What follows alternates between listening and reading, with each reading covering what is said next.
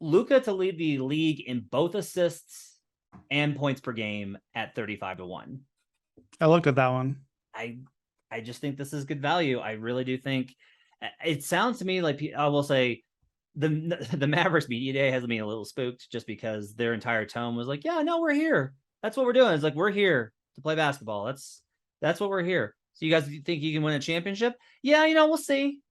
Like not what you're like. Doesn't sound like a lot of enthusiasms in Dallas so far. So we'll see how that goes. There's a lot of reasons not to take this, but for me, honestly, it just comes down to I continue to think Luka is just going to have an absolutely ridiculous usage. I do not see a scenario like they're talking about Frank Ntilikina and Josh Green increasing their ball handler capacities. Let me tell you how that's going to go. Like by December, it will be back to, hey, Luka, why don't you do everything? If Spencer misses games, Luka's going to pick up a bunch of that slack. If Frank Ntilikina misses games, Luka's going to pick up a bunch of that slack. Luka's assist rate is going to be, or his usage rate is going to be absurd, and he's efficient, and he scores in volume, and he has shooters around him. So for me, 35-1 for Luka to go to double dip is way better value. Like that to me is does he win MVP in that case? Absolutely. Would I like to be able to parlay it? Sure, but I'm not going to be able to. But I like Luka to lead the league in both assists and points per game at 35-1. I would even say too, so I don't mind this one. I think the numbers could be there. It's going to be tough to lead both categories. But I do think the assist per game category is a little more open this year. I was looking for a good sleeper in that one. So this might be a good way to sleep into that.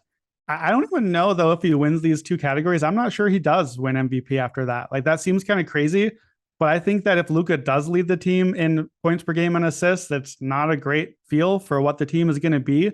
And so suddenly we got like our Russell Westbrook MVP type season, which I know he won, but nobody wants him to have won in that season. I feel like that's what we'd be staring at here. If I remember right, you know NBA history a little better than I do. I believe we've had only one player in NBA history who led the league in scoring and assists at the same time. I believe it was Tiny Archibald, who did not win MVP or even, I think, get close to it. So, but it has happened before, and it was a fast tempo team and a guy that was doing everything for it. That is what Luka is going to do. He's going to do everything.